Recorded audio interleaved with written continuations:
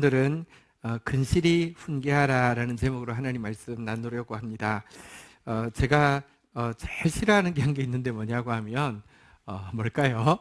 제가 반복을 엄청 싫어합니다. 제 설교를 들으시면 아시겠지만 거의 반복하지를 않습니다. 이유가 좀 있는데요. 좋은 이유는 너무 대부분의 설교가 본문도 그렇고 내용도 그렇고 천편일률적으로 언제나 같은 말입니다. 그러나 사실은 말씀 속에 너무 엄청난 진리가 있는 것을 볼 때 이렇게 풍성한 말씀을 어떻게 이렇게 빈약하게 가르칠까, 뭐 이런 거에 대한 반작용도 분명히 있습니다.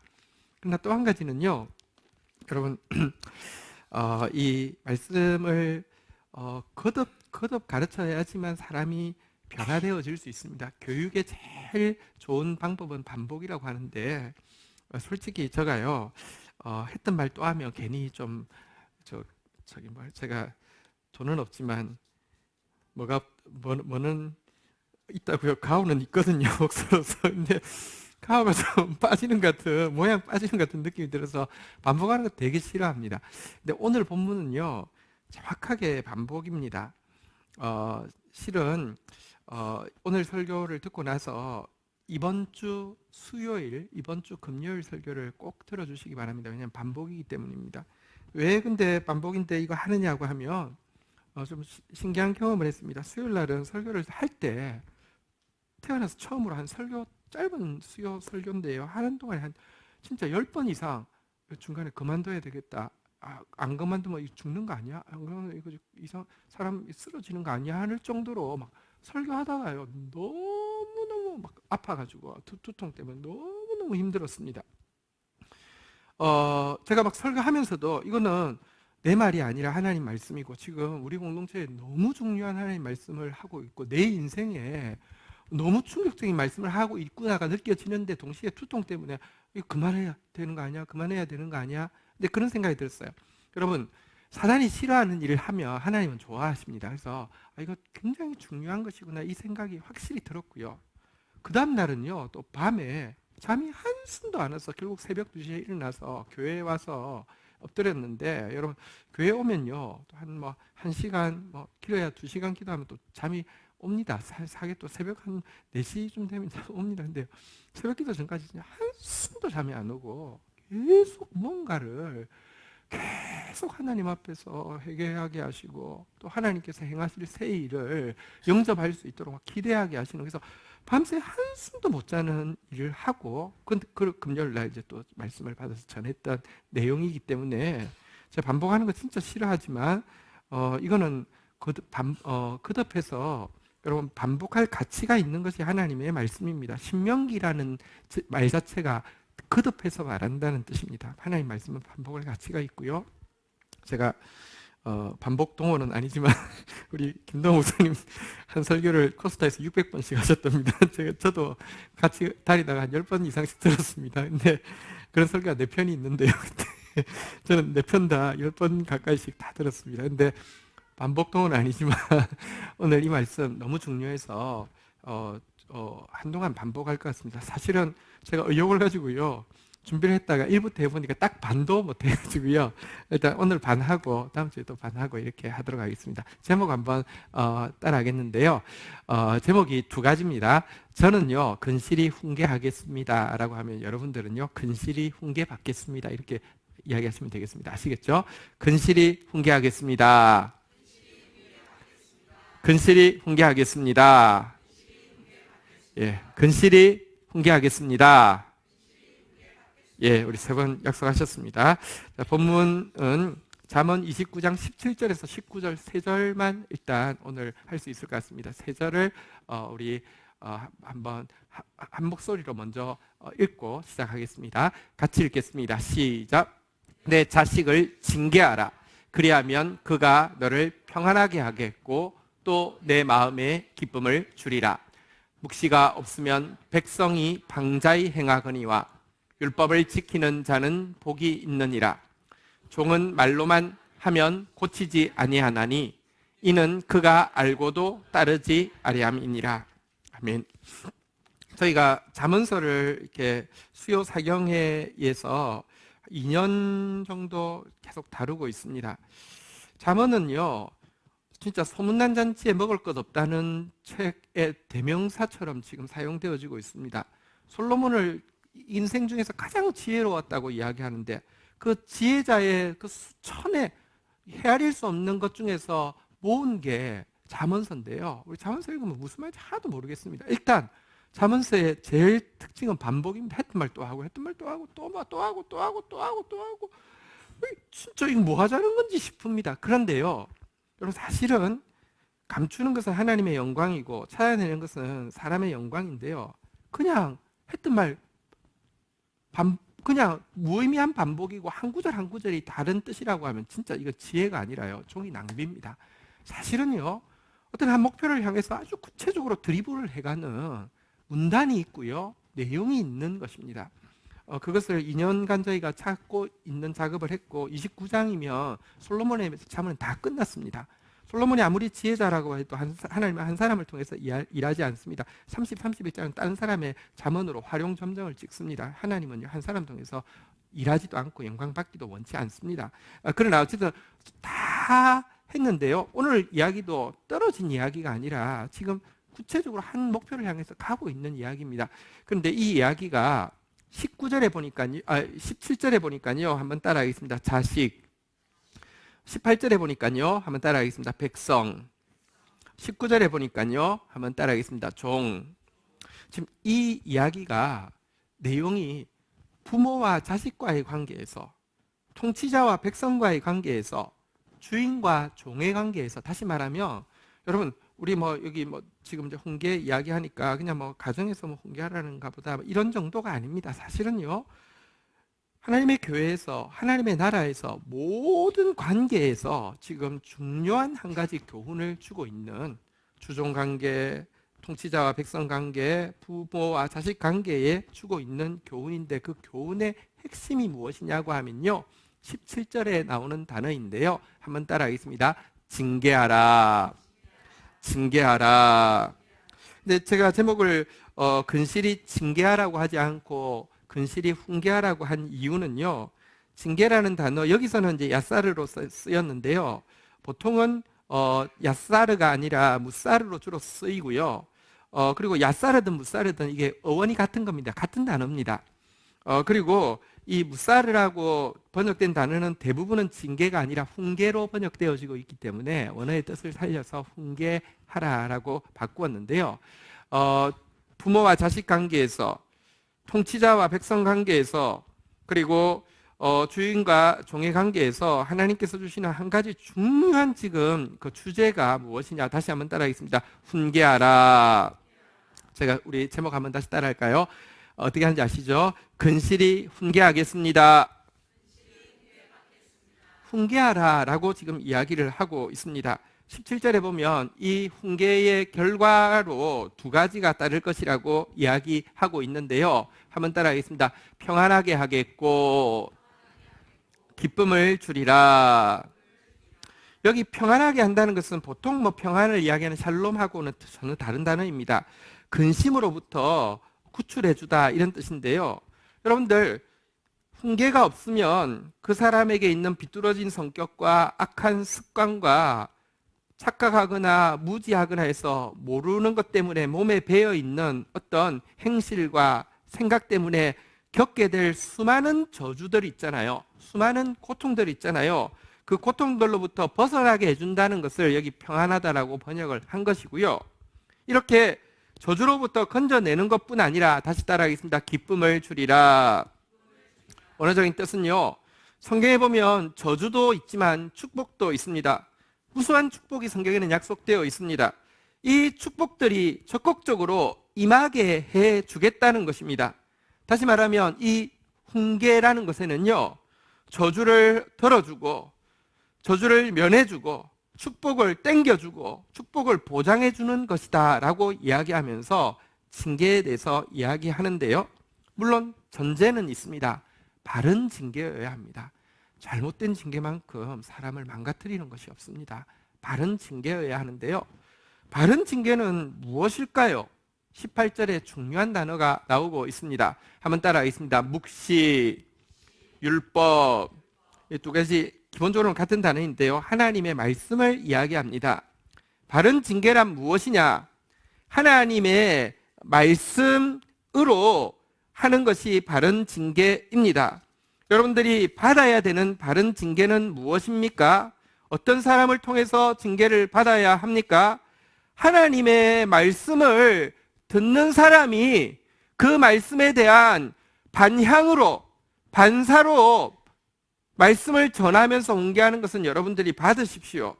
그런데요, 그렇지 않은 훈계도 너무 많기 때문에 우리에게 사실은요, 상처도 있고요, 또 잘못될까봐 두려움도 있고요, 없지 않습니다. 성경에 보면 사실 우리에게 굉장히 두려운 말씀이 있습니다. 고린도후서 11장 20절 한번 보시겠습니다. 11장 20절, 고린도후서 11장 20절 한번 보도록 하겠습니다. 같이 한번 읽도록 하겠습니다. 읽겠습니다. 시작. 누가 너희를 종으로 삼거나 잡아먹거나 빼앗거나 스스로 높이거나 뺨을 칠지라도 너희가 용납하는도다. 우리 인간은 하나님이 지으셨기 때문에 하나님께서 인간에게 두 가지 기본적인 성품을 넣어두셨습니다. 하나는요, 대적하는 것이고요, 하나는 순복하는 것입니다. 하나님이 지어놓은 것입니다. 대적하는 게 다 나쁜 게 아닙니다. 순복하는 게 다 좋은 거 아닙니다. 근데 어쨌든 두 가지를 하나님이 넣어주셨는데요, 악에 대해서 대적하고, 비진리에 대해서 대적하고, 사탄에 대해서 대적하고요, 선에 대해서 순복하고, 말씀에 대해서 순복하고, 하나님에 대해서 순복하게 만들어 놓으셨는데요, 타락이란 무엇이냐고 하면요, 가치가 바뀐 것입니다. 여러분, 대적해야 될 것에 철저히 순복하고요, 순복해야 될 것에 철저히 반항하는 모습이 우리 속에 있습니다.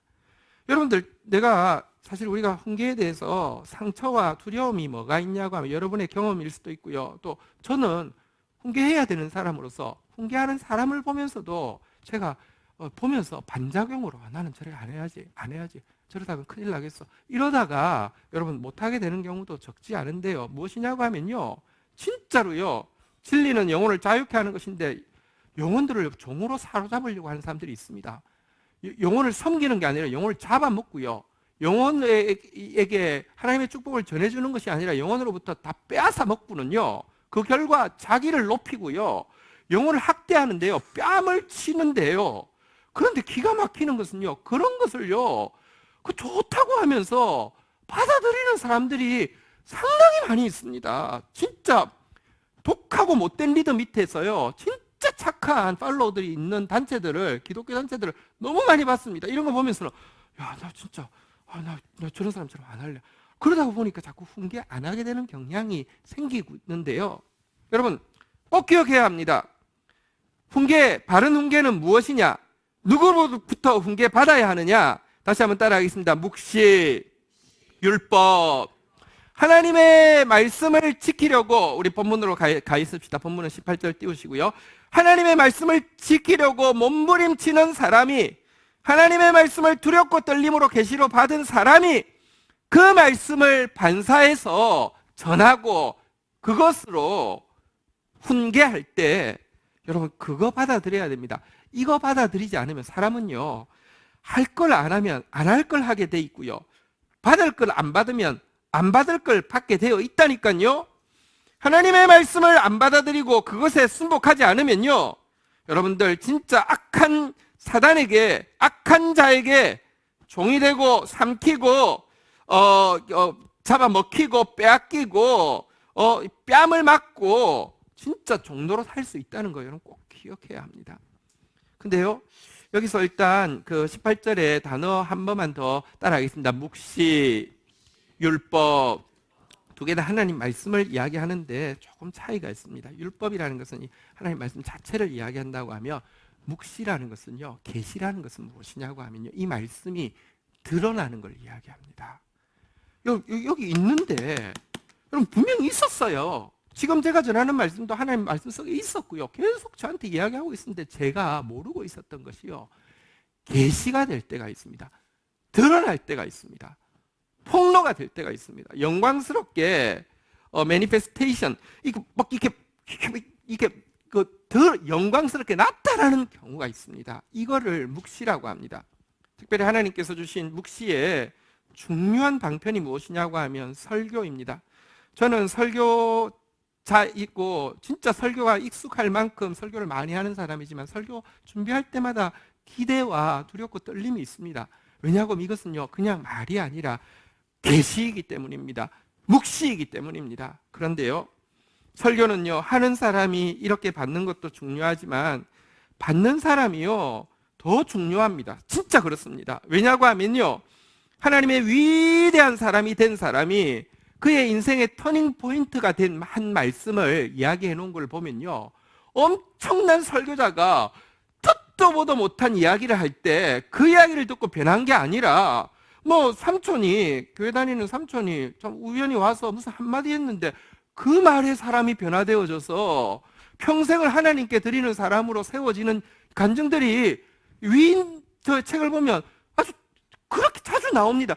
말씀을요 어쨌든 여러분들 말씀을 기대해야 합니다. 말씀을 위해서 여러분 설교를 듣기 전에는 기도로 준비돼야 되고요. 그래서 더더구나 예배 시간에 지각하면 일단 마음 자세가요 하나님 앞에 이미 다릅니다. 예배를 또 듣는 자세도요 여러분들 진짜 경외하는 자세가 아니고요 그냥 관람하는 자세가 돼가지고는요 여러분 이 묵시가 임하지 않습니다. 어쨌든 여러분 저도 더 말씀 율법이 묵시가 되도록 여러분들도 더 말씀이 계시로 다가올 수 있도록 함께 기도로 말씀 앞에 서는 공동체가 되기를 주의 이름으로 축원드립니다. 훈계를 해도요 하나님의 말씀으로 하지 않으면 소용없다고 말씀드렸죠. 부모가 통치자가 주인이 자기 생각 자기 경험 가지고 하는 훈계는요 여러분요 기껏해야 잔소리고요 결과가 절대로 성공적일 수 없습니다. 예를 들면 돈을 많이 번 사람이 자식한테 니 그렇게 해가지고는 거지로 살아 이렇게 해야 돼. 그래 그게 통해서 돈은 많이 벌게 할 수 있지만 돈 많이 번 게 진짜 성공일까요? 여러분 사람이 자기 경험과 자기 생각으로 한 것은요 사실은요 잔소리고요 사실은 실패를 예약하는 것이고요 어떤 의미에서는 거기에 대해서 건강하게 반발하는 것이 자식이 혹은 그 팔로우가 건강한 방법일 수도 있습니다. 말씀이 진짜 이 훈계의 기준이 되어야 된다 이렇게 이야기를 하고 있는데요. 그런데 생각해 보면 사실 훈계라는 것은 말씀과 뗄 수가 없는 것이 훈계가 무엇이냐 무엇이 선한 것이며 무엇이 악한 것인지 내가 실제적인 삶에서 선한 일에 태만한지 행하고 있는지 악한 일에 겁도 없이 하고 있는지 악을 두려워하고 있는지를 꾸짖어 고치는 것을 훈계라고 합니다. 그래서요 말씀을 가르치는 것과 이 말씀으로 훈계하는 것 이 훈계한다는 것은 책망한다는 것이잖아요. 그죠? 훈계한다는 것은 지적한다는 것이잖아요. 훈계한다는 것은 설득한다는 것이잖아요. 여러분 이것은 뗄 수가 없는 것이고 사실은 가치관은 말씀의 사역과 훈계의 사역은 떨어질 수 없는 하나라는 것을 우리가 좀 기억하게 됩니다. 왜냐고 하면 오늘 19절 보면 이런 말씀이 있습니다. 누구한테 하시는 말씀일까요? 같이 한번 읽어보겠습니다. 읽겠습니다. 시작. 종은 말로만 하면 고치지 아니하나니 이는 그가 알고도 따르지 아니함이니라. 한번 따라하겠습니다. 말로만 하면 고치지 않습니다. 알고도 따르지 않습니다. 누구 이야기하는 것 같아요? 나 이야기하는 것 같아요. 권지현 이야기하는 것이고요. 여기 있는 여러분 전부 다 이야기하는 것입니다. 여러분 우리의 본성은 뭐냐고 하면요 말로만 하면 안 고쳐요. 아멘. 안 고친다니까요. 말로 하면요 아무리 좋은 말 아무리 똑똑한 말 아무리 분명한 말 해도 안 고쳐요. 알아도요 안 따라요. 따른다는 게 제가 어린아이 말로 따라쟁이 제자라는 뜻은 따라쟁이인데요 안다고 제자 되느냐? 아니에요. 안 따라요. 제자라는 디사이플이라는 단어와 디시플린, 훈계하다라는 단어는 사실은 같은 어원이잖아요. 이게요 좋은 말 하면 고치지 않고요 안다고 따르는 게 아닙니다. 말씀에는 훈계가 반드시 따라야만 된다고 성경은 이야기하고 있습니다.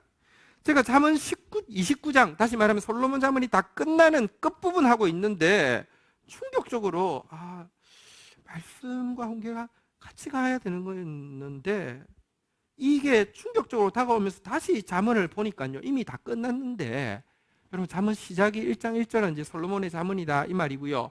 2절에 가면, 잠언 1장 2절에 가면 이제 이렇게 시작합니다. 한번 따라하겠습니다. 지혜와 훈계를 알게 하며. 지혜는 잠언에서 말하는 건 말씀인데요, 말씀을 알게 할 뿐만 아니라 훈계를 알게 한다고 하면서 지혜와 훈계가 같이 나오더니 그 다음에 보십시오. 한번 따라하겠습니다. 말씀을 깨닫게 하며. 자, 3절 한번 볼까요? 말씀을 깨닫고 나면요, 지혜롭게, 공의롭게, 정의롭게, 정직하게, 한번 따라하겠습니다. 행할 일에 대하여 훈계를 받게 하며. 다시 한번 따라하겠습니다. 말씀을 깨닫게 하며 훈계를 받게 하며. 말씀 깨닫게 하는 것으로 끝나서 안 되고 실질적인 행동이 변하려고 하면 훈계를 받아야 된다라고 이야기하면서 말씀과 훈계가 짝을 이루고 있는 것을 보여줍니다. 잠언의 주제 구절은 1장 7절이잖아요. 여기도 보면 정확하게 이렇게 되어 있습니다. 같이 한번 읽도록 하겠습니다. 읽겠습니다. 시작. 여호와를 경외하는 것이 지식의 근본이거늘 미련한 자는 지혜와 훈계를 멸시하는. 여기 보니까요, 미련한 자는 지혜를 멸시하는 게 아니라요, 말씀을 멸시하는 게 아니라요, 말씀과 훈계를 멸시한다고 이야기하고 있습니다. 이게 사실은요, 같이 간다는 것입니다. 그렇지만 솔직히 말해서 여러분, 말씀을 전하는 것은 어떤 의미에서 쉬워요. 저한테는 말씀을 전하는 은사를 주셨어요. 지혜와 지식을 주셨어요. 이 말이 쉽다는 게요, 그냥 설교 자리만 서면 막 나온다는 뜻은 아닙니다. 저 정말로 토요일은 거의 잠을 자지 않습니다. 하나님 말씀 GT 하루치 쓰는데 7시간씩 지금 30년째 쓰고 있습니다. 이게 절대로 여러분들 이런 점에서는 어려운 것입니다. 그런데 쉽다는 건 뭐냐면 은사를 주시면요, 그 일이요 어쨌든 하게 하셔요. 또 그 일이 나한테는 내게 맞는 옷이에요. 그런데요, 하나님의 이 말씀을 전하는 말씀 사역은 사실은 어떤 의미에서 어렵지 않은데요, 훈계하는 것은, 말씀으로 훈계하는 것은 받는 여러분들에게도 어렵죠. 그렇지만 사실은요, 하는 저한테도 무척 불편한 마음을 안겨주는 것입니다. 여러분들도 잘못된 훈계를 받은 거, 부모로부터 혹은 또 영적인 지도자, 잘못된 영적인 지도자로부터 받은 그 훈계들, 아까 보았던 진짜 악한 사람들이 있거든요. 막 잡아먹는 사람, 빼앗는 사람, 뺨치는 사람, 종 삼는 사람 있거든요. 그것 때문에 받은 상처와 두려움이 있지만 저도 마찬가지입니다. 말씀으로 훈계하려고 하면요, 여러분, 내가 훈계했다가 잘못된 상처들도 있고요, 훈계하기 전에 일단 겁부터 생겨요. 저 사람 이 말 하면 어떻게 될까 겁도 생겨요. 그렇지만 또 다른 것은 게으름이 있어요. 뭐냐고 하면 말씀 전하는 거는 쉽고 말씀을 연구하면 나는 막 또 즐겁고 하지만 이걸 가르치는 것은요, 이거는요, 일이 시간이, 말씀 전하는 게 일이라고 하면 가르쳐서 변화되는 것은 훨씬 더 많은 시간이 걸리니 이거 하지 말고 또 새로운 말씀, 이렇게 하기가 너무 쉽고 게으름도 있고요, 또 정확하게는 착각도 있습니다. 내가 이렇게 말씀을 잘 전하면 변하겠지, 내가 이렇게 분명하게 빼도 박도 못하게 정확하게 가르치면 깨닫겠지. 아니요, 제가 맞을까요? 제 생각이 맞을까요? 하나님 말씀이 맞을까요? 한번 따라하겠습니다. 말로만 하면 고치지 않습니다. 알고도 따르지 않습니다. 권 목사님, 권 목사요, 정신 좀 차리세요. 우리는 말로만 하면 고치지 않는 사람입니다. 우리는 알고도 따르지 않는 사람입니다. 목사님만 착각하고 있습니다. 진짜 저 착각 때문에도 또 저 게으름 때문에도요, 사실은 말씀으로 훈계하는 게 쉽지 않습니다. 그런데요, 성경에는 말씀 사역에, 훈계 사역이 따라가는 길 외에는 이 험악한 세상을 해치고 나갈 길이 없다고 아예 이야기합니다. 엄청난 구절이 이미 가르쳤는데 그때는 별로 안 와닿았는데 다시 막 와닿았습니다. 잠언 6장 23절에 보면 이런 말씀이 있습니다. 잠언 6장 23절 한번 볼까요? 같이 한번 읽도록 하겠습니다. 읽겠습니다. 시작. 대저 명령은 등불이요 법은 빛이요 훈계의 책망은 곧 생명의 길이라. 한번 따라하겠습니다. 명령, 법, 뭘 이야기할까요? 말씀을 이야기합니다. 말씀은 뭐라고요? 한번 따라하겠습니다. 등불, 빛. 여러분 왜 말씀을 읽어야 되는 줄 아십니까? 우리 인생 다 캄캄하고요. 우리 인생 다 답이 없습니다. 그런데요, 이 속에 등불이 있습니다. 빛이 있습니다. 없으면 안 됩니다. 이 어두운 세상 속에 말씀 없이 산다는 것만큼 한번 보십시오. 이 아마존 정글에 들어갔습니다. 밤에 뭐 아나콘다가 나올지 아니면 무서운 벌레가 나올지 아무것도 모르는데 정글에 들어가면서요, 등불 하나 준비 안 하고 괜찮아 이렇게 간다고 하면 어떻게 되겠습니까? 말씀은 등불이요 빛입니다. 그런데요, 여기 더 중요한 말씀이 있습니다. 훈계는요, 훈계로 책망하는 것은요, 한번 따라하겠습니다. 생명의 길이라. 솔직히 말해서 아마존 제가 다큐멘터리를 봤습니다. 아마존 투어 하는 사람들이 있더라고요. 근데요, 아마존 투어는 장난 아닙니다. 사실은요, 너무 일단 모기도 너무 많고요. 그다음에 너무너무 위험해요. 늪지가 너무 많기 때문에 너무너무 위험해요. 근데 여행하는 사람들이 있더라고요. 그래서 내가 어떻게 할까 해서 다큐멘터리를 봤어요. 근데요, 길이 나 있더라고요. 그러니까 여행자를 위해서 닦아놓은 길이 있더라고요. 그 길 아닌 데로 가면 죽어요. 아무리 탐험가도요, 아마존 들어가려고 하면요, 닦아놓은 길로, 그러니까 아예 그 투어 코스를 만들어 놔서 그 길로 가요. 우리 인생에 빛이 있다고 다 되는 것 아닙니다. 아마존 같은 엄청난 사단이 진짜 죄악이 우글거리는 세상 가운데 빛만 있다고 해짓고 가다가는요, 밤에 빛이 있어서 길은 보이겠지만 내 뒤에서 3km 가는 아나콘다를 내가 어떻게 봅니까? 못 감당합니다. 그런데요, 훈계의 책망이 뭐냐? 한번 따라하겠습니다. 생명의 길이라. 이 길로만 가면, 이 훈계대로만 가면 생명을 잃지 않는다고 약속하는 길이라고 성경이 이야기하고 있습니다.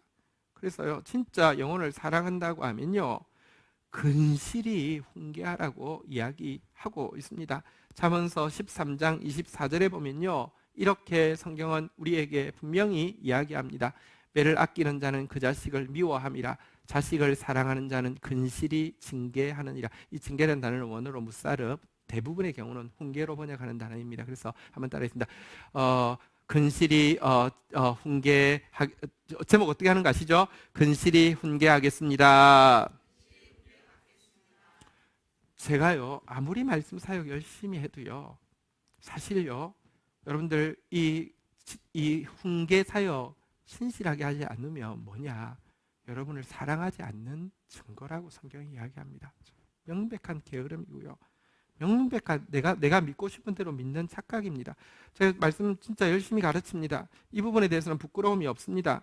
그리고 제가 삶으로 본을 보이려고 애를 씁니다. 저 나름으로는 삶으로 본을 보이기 위해서 말씀, 그리고 일상의 삶에서도 사실 제가 일반 목회자와는 달리 어쨌든 저도 일을 하잖아요. 회사가 있잖아요. 그죠? 그래서 일상의 삶으로 본을 보이려고 애를 씁니다.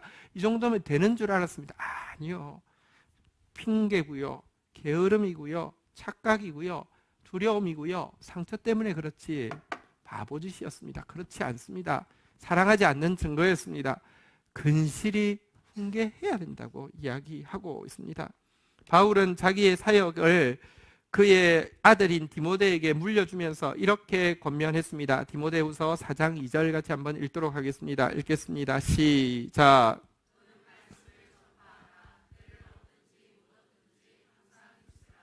범사에 오래 참음과 가르침으로 경책하고 경계하며 권하라. 한번 따라하겠습니다. 말씀을 전파하라.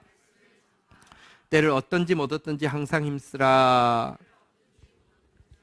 저 이 부분에는 부끄럽지 않습니다. 저 사실 말씀 애써서 전파하고 있고요. 또 말씀 전파를 부탁받으면 이렇게 여건이 될 때는 외국에 나가서도 열심히 전했습니다. 나갈 때요, 저 2가지만 딱 챙겨서 갈 때가 있었습니다. 미국 가는데요, 그 보스턴에 집회 가는데요, 진짜 딱 2가지 중요 아이템 딱 2가지였습니다. 하나는 노트북이고, 왜냐하면 가서 설교도요, 저 절대 18번 하지 않습니다. 그 집회의 주제가 있고요, 거기에서 부탁받은 말씀 새로 다 준비합니다. 그래서 노트북 없이 안 되니까 노트북 있고요. 또 한 가지 물품은 뭐냐면 칫솔입니다. 칫솔만 있으면 살겠다고 해서 사람 찜찜한 걸 못 견뎌. 저요 외국 나가면서 무슨 보스턴 어떤 곳인지 가이드북이랄지 아니면 뭐 가서 놀 거 하나도 생각 안 하고 갔다가요 계속 그 안에서 설교 준비하다가 밤에 잠도 못 자고 설교 준비하다가 설교하고 밥은 주니까 영치질하다가 마치고 온 적이 저 진짜 적지 않습니다. 저 말씀을 전파하라 때를 어쩐지 못 어떤지 항상 힘쓰라 여기는 부끄럽지 않은데요. 근데 뒷부분이 그걸로 되는 게 아닙니다. 말씀 사역으로 되는 게 아닙니다. 범사의 오래 참음과 가르침으로 한번 따라하겠습니다. 경책하며 경계하며 권하라. 경책이란 뭐가 죄인지를 딱 지적해 주는 것을 경책이라고 하고요. 경계란 지적받은 그 죄에 대해서 진짜 부끄럽게 여기도록 진짜 아파하도록 진짜 고칠 마음이 생기도록 막 꾸짖는 것을 경계라고 하고요. 근데요 꾸지람 당하면 금방 고치나요? 아니요. 그래서 오래 참음이 필요한데요. 그 꾸지람 받은 일에 대해서 돌이킬 때까지 옆에서 계속 설득하는 것을 권하다라는 단어의 원어의 뜻입니다. 바울은 말씀 사역뿐 아니라 근실하게 훈계했다고 이야기를 하고 있습니다. 여러분 이것이 저에게 주시는 너무 중요한 말씀이었고요. 우리 공동체에게 주시는 너무 중요한 말씀이었습니다. 물론 오늘은 설교를 반밖에 안 해서 뒷부분에 보면 바로 오늘 본문 뒷부분에 보면 잘못된 훈계가 뭐고 어떻게 조심해야 되는지도 너무 자세히 가르쳐주고 있습니다. 그 부분은 다음에 가르칠 텐데 어쨌든 저는 말씀 앞에서 다시 한번 진짜 벌거벗은 것처럼 드러나서 이 훈계하는 거 근실하게 하는 것에 대해서 다시 한번 다짐하고 하나님 앞에 회개하고 결단합니다. 사랑하는 성도 여러분 부탁드립니다. 근실하게 하나님의 훈계를 받을 수 있는 주의 양물이 되시기를 주의 이름으로 축원드립니다. 훈계를 잘 받기 위해서 반드시 인정해야만 되는 부분이 있습니다. 우리 지난 GT 본문 토요일 본문이었는데요. 금요일 본문이었는데요. 예레미야 4장 22절 한번 볼까요? 같이 한번 읽도록 하겠습니다. 읽겠습니다. 시작. 내 백성은 나를 알지 못하는 어리석은 자요 지각이 없는 미련한 자식이라. 악을 행하기에는 지각이 있으나 선을 행하기에는 무지하도다. 여러분 우리가 훈계의 필요성을 진짜 훈계를 받아들이기 위해서는 먼저 선결 조건이 있습니다. 이 구절이 온 마음으로 와닿아야 됩니다. 한번 따라하겠습니다. 악을 행하기에는 천재입니다. 선을 행하기에는 천치입니다. 누가? 내가. 이게 인정이 돼야 됩니다. 여러분 우리는요 악을 행하는데 천재입니다. 천재처럼 창의적으로 악을 행합니다. 자꾸 발전합니다. 멈추는 법이 없습니다. 게다가요 어떤 순간에도 죄를 지을 수 있는 능력을 가지고 있습니다. 진짜 이건 천재 아니면 할 수 없는 능력을 가지고 있습니다. 다 그렇습니다. 그런데요 선을 행하는 데는요 천치입니다. 완벽하게 모른다고 성경이 이야기합니다. 내가 맞습니까? 성경이 맞습니까? 성경이 맞습니다. 근데요 우리 안에 자꾸요 성경보다 자기가 맞다고 주장하는 마음이 강하게 있습니다. 나는요 그래 악을 행하는데 천재 그건 인정돼. 선을 행하는데 무지한 건 아니야. 좀 알아. 좀 해. 좀 부족한 건 인정해. 좀 알아. 좀 해. 그러니까요 훈계하면요 나도 다 알아요. 나도 할 거예요. 이러고요 안 받아들입니다. 정확하게 왜 우리가 그렇게 착각하느냐. 성경은 빠져나갈 수 없도록 우리의 상태를 이렇게 이야기합니다. 로마서 3장 12절 한번 볼까요? 같이 한번 읽도록 하겠습니다. 읽겠습니다. 시작. 다 치우쳐 함께 무익하게 되고 선을 행하는 자가 없나니 하나도 없도다. 왜 자꾸 내가 선을 알고 있다고 생각하느냐? 왜 자꾸 내가 선을 행하고 있다고 생각하느냐? 이유가 있습니다. 한번 따라하겠습니다. 다 치우쳐. 치우친다는 건 뭐냐고 하면 이렇게 서 있어야 될 사람이 이렇게 서 있는 걸 이야기합니다. 이렇게 서 있어야 될 사람이 이렇게 서 있는 걸 이야기합니다. 이렇게 서 있어도요 크게 다르지 않습니다. 이게 이 길이 선의 길이라고 하면요 이렇게 서 있어도요 다 꽤 앞에 보이고요 갈 수 있을 것 같습니다. 근데요 이 치우침이요, 부산 가야 되는데 3000% 빠지고요, 천국 역사를 일으켜야 되는데요, 내가 가는 곳에 지옥 역사를 일으킨다는 겁니다. 근데 이 작은 게 큽니다. 보십시오. 죄라는 게 관역에서 벗어난다는 것인데요, 궁수가 화살을 쏩니다. 근데요, 10점 만점 맞는 사람하고요, 우리 같은 아마추어들은 이제 사실은 관역 안에도 못 맞추잖아요, 그죠? 근데 자세를 보면 딱 보고 나름 저기 이거 보면요, 딱 그 정상적인 것을 겨누고 있는 것 같습니다. 그런데 보면 약간 차이로요, 약간 빗나가 있는 겁니다. 약간 차이로요, 힘도 조절이 약간 빗나가 있는 겁니다. 이게 죄입니다. 우리는요, 있어도요, 치우쳐 있다는 것 때문에, 다시 말합니다, 얼마나 차이 납니까? 별로 차이 안 납니다. 그래서 나는 선을 안다고 생각하고 선을 한다고 착각하는 거예요. 한번 다시 따라하겠습니다. 함께 무익하게 되고. 자, 무익하다는 말은요, 잘 생각해야 합니다. 무익하다는 말은 쓸데가 없다는 말인데, 여러분, 쓸데없는 일 했다. 자, 그런 말 하잖아요. 일을 안 했다는 말입니까? 일을 했는데 쓸데가 없다는 말입니까? 했는데 쓸데가 없는 거예요. 무익하다는 건 성경적으로 이야기하면 이런 것입니다. 하나님은 우리를 극상품 포도나무로 심으셔서 극상품 포도를 기대하셨습니다. 열매를 기대하셨습니다. 우리는 열매를 맺었습니다. 그런데 무슨 열매냐고 하면 성경은 이야기합니다. 신포도라고, 들포도라고, 소돔과 고모라의 포도라고, 독포도라고. 근데요, 열매를 맺었어요, 못 맺었어요? 맺었어요. 신포도 맺었다니까. 여러분, 요즘 수입 포도가 많다 보니까 어떤 건 진짜 값에 따라서요, 진짜 너무 맛있는 것도 있지만 어떤 거는 모양은 비슷한데 먹으면요, 식감도요, 이게 뭐야, 맛도 너무 없어서 에이 뱉구나, 먹고 싶지 않은 포도도 있잖아요, 그죠? 한번 보십시오. 전 세계에서 가장 맛있는 포도주를 생산한다고 하는 그 포도원에서요, 진짜 비싼 모종을 심어서 열매가 났는데 열매를 맺었어요. 걷었어요. 먹어보니까요, 진짜 막 그냥 짜증이 나요. 그냥 그 포도원 주인은 이거 포도 담글까요? 전 세계에서 알려진 진짜 최고 포도를 만든다는 그 주인은 이거 담글까요? 아니면 사정없이 버릴까요? 버릴까요? 담글까요? 버려요. 그러면 그거 유익해요? 무익해요? 무익해요. 우리는 자꾸요, 나는 열매 맺었다고 이야기합니다. 들포도. 이거 뭐 괜찮아. 쓸 수 없으면 무익한 거예요. 우리가 자꾸 선을 행한다고 착각하는 이유는 하고 있기 때문에, 무익한 짓을 하고 있기 때문에. 또요, 로마서 7장 16절에도 보면 우리가 왜 자꾸 착각하는지 성경이 정확하게 18절에 보면 정확하게 이야기하고 있죠. 같이 한번 읽어보도록 하겠습니다. 읽겠습니다. 시작.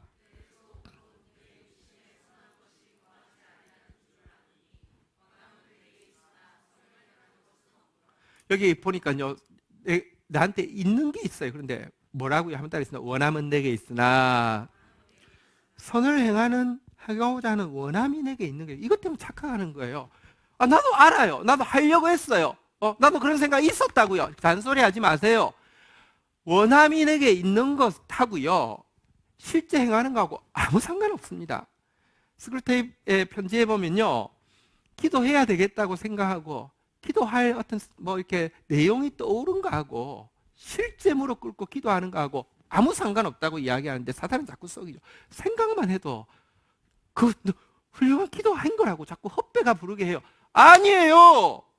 우리가요, 왜 훈계를 받아들이려고 하면, 여러분들, 훈계가 잔소리가 되지 않고 하나님의 말씀이 진짜 두렵고 떨림으로 다가오려고 하며, 나는 정말로 선에는 천치고 악에는 천재고, 말로만 하면 고쳐지지 않고 알아도 따르지 않고, 아니 나는 확실히 치우쳐 있고, 아니 나는 확실히 무익하고, 아니 나는 확실히 생각뿐이라는 사실을 인정을 해야 하는 것입니다.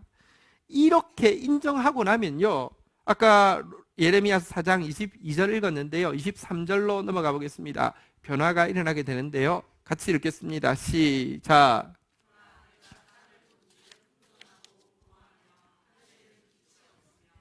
그 전까지는요, 내가 선을 행할 수 있다고 생각하며 마치 다메섹에 가기 전에 바울처럼요, 하나님을 너무 잘 알고 있으니까 내 인생에는 혼돈이 없어요. 질서정연해요. 공허가 없어요. 막 목적의식이 충만하고요. 빛이 없다는 게 흑암이잖아요. 환해요. 얼굴도 환하고요. 막 크림 확 발라고 그냥 광채가 나고요. 괜찮아요. 그런데요, 정말로 내가 얼마나 치우쳤고 내가 얼마나 지옥으로 치우쳐 있었어요.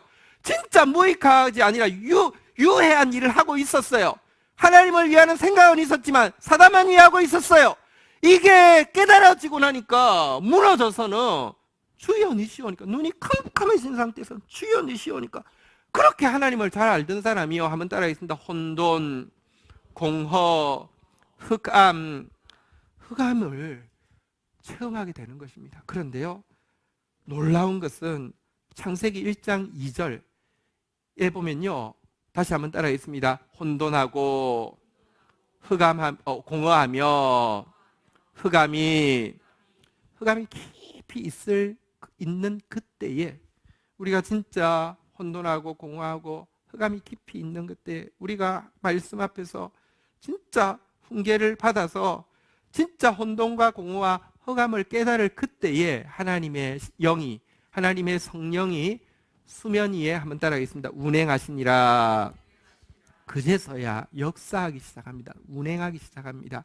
운행이라는 단어는요, 여러분 금요일 설교를 보면 좀 자세히 설명하는데 짧게 이야기하자면 라하프라는 단어인데요, 뜻이 두 가지 상반되는 뜻을 가지고 있습니다. 한 단어인데요, 한번 따라하겠습니다. 품다, 흔들다. 품다는 것은 다 안정감을 주는 것 같은데, 흔들다는 것은 완전히 되게 막 이렇게 불안하게 하는데, 왜 이 단어가 이 두 가지 뜻이 있을까 생각해 봤는데요, 실은 이게 같은 뜻입니다. 제가 지난 금요일 날 신기한 체험을 했습니다. 콘크리트 위에서 물새알을 하나 주었습니다. 새알이 달걀 작은 것만 합니다. 그래서 여기가 웬일이야? 콘크리트 위에서 웬일 물새알이야? 근데요, 제가 제일 처음에는 이제 이거 그냥 놔두면 썩겠지 생각해서, 제일 처음에 생각한 거는 계란 후라이라는 게 먹어야 되겠다 이제 생각했습니다. 우리 교우는 아니지만 영상으로 설교를 계속 듣는 약사분이 계신데요, 예배 마치고 득달같이 연락이 왔습니다. 물새알에는요, 듣도 보도 못한 수많은 바이러스가 있기 때문에 절대로 먹으면 안 된답니다. 큰일 날 뻔했습니다. 후라이 먹으려고 하다가요, 그 다음에 생각해 보니까 차를 이제 타고 올 때 부활을 시켜보면 어떨까 이런 생각이 들어가지고요, 차에 열선을 놓고요 올리고는요, 이불을 덮어줬어요. 그리고 이제 왔어요. 도착해서 생각하니까 또 생각이 바뀌었어요. 내가 이거 뭐 차에 계속 태우고 있을 수 없는 노릇이고, 이제 사람은요, 생각을 하면 약간 천재가 됩니다. 사무실에 갔는데 생각이 났어요. 내가 이제 이게 토마린 방석이 있어요.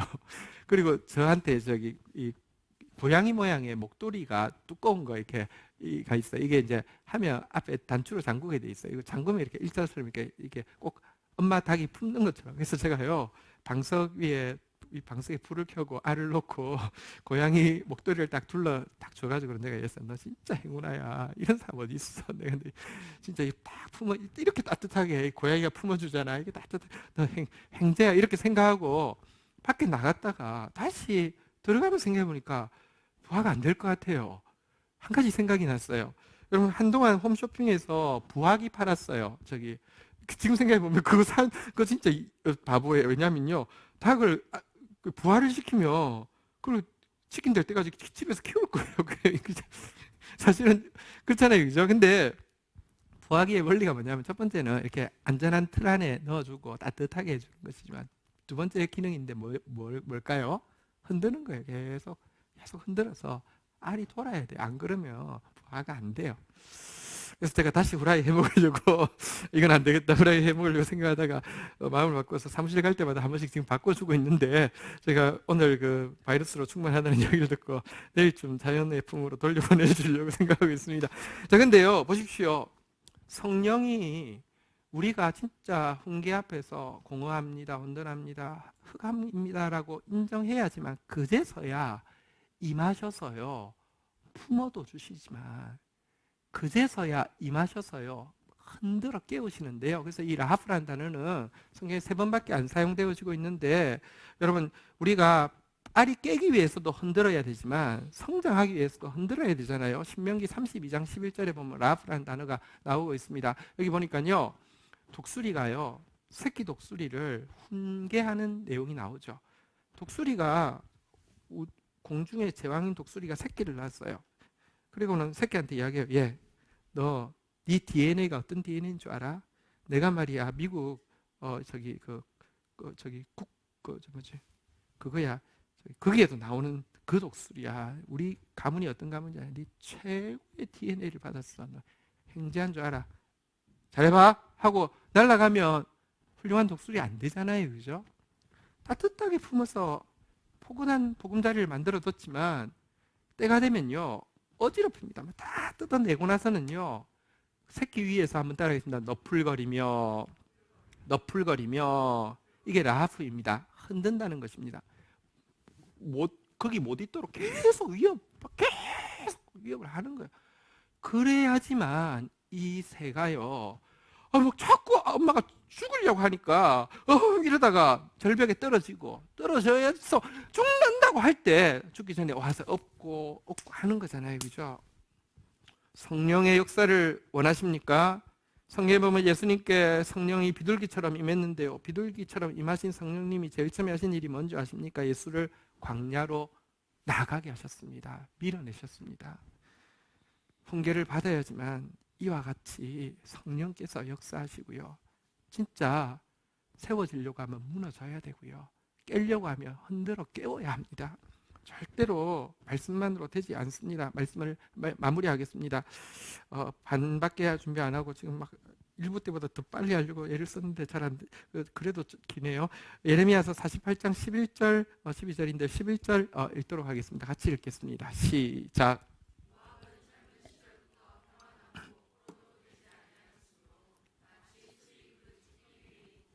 그 그릇에서 저 그릇으로 옮기지 않음 같아서 그 맛이 남아 있고 냄새가 변하지 아니하였다. 자, 모압이라는 나라에 대해서 예언을 합니다. 모압은 어떤 사람이냐? 젊은 시절부터 아주 편안했다는 것입니다. 나라가 망한 적도 없고 포로도 된 적도 없어서 옮겨본 적도 없다는 것입니다. 근데 그것을 뭐라고 비유하냐고 하면 마치 술이 그 찢기 위에 있고 이 그릇에서 저 그릇으로 옮기지 않음 같다, 이렇게 이야기하는데, 술 담궈 보셨습니까? 담그지 마십시오. 근데 저는 우리 집이 이제 성찬식 때문에 어릴 때 포도주 담그는 걸 많이 봤습니다. 그리고 뭐 이게 전문 업체가 아니다 보니까 저희 집은 이제 포도주를 담그면 알이, 제가 봤어요, 한 2분의 1만 채워도요, 한 얼마 있다가 뚜껑을 열어보면요 거의 다 올라왔어요. 왜 그렇습니까? 발효하잖아요. 알이 막 푹 끓어오르잖아요, 그죠? 그러다가 한 달 정도 지나고 나면요, 찌꺼기는 깔아앉고 물은 뜹니다. 뜨는데요, 우리 집은 그냥 그대로 뒀어요. 그래서 성찬식 때 퍼가지고 이렇게 썼는데요, 워낙 포도주를 만들 때는 어떻게 하냐고 하면 이게 분리가 되고 나면 찌꺼기는 어떻게 할까요? 버리기 위해서